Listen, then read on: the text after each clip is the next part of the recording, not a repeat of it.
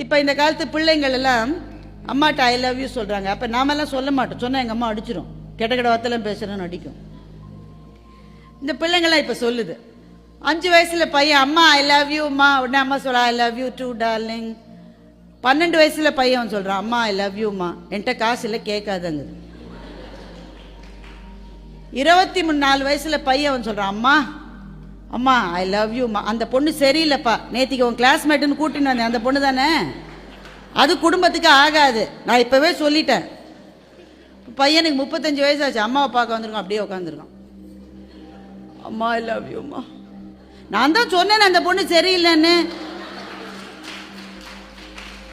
இப்போ அம்மாக்கே 85 வயசாச்சு, பையன் வரான், பையனுக்கு நிறைய வயசு. அம்மா அம்மா ஐ லவ் யூம்மா, நான் எதுலையுமே கையெழுத்து போட மாட்டேன்ப்பா, அவங்க அப்பா சொல்லிட்டு போயிருக்காரு. பையன் ஒரே டயலாக் தான், அவன் டயலாகை மாற்றவே இல்லை. ஆனால் ஒவ்வொரு டயலாகுக்கும் பின்னாடி இருக்கிற பொருள் அம்மாவுக்கு தெரிகிறது. நான் இந்த குழந்தைகளும் அதைத்தான் சொல்ல விரும்புகிறேன்.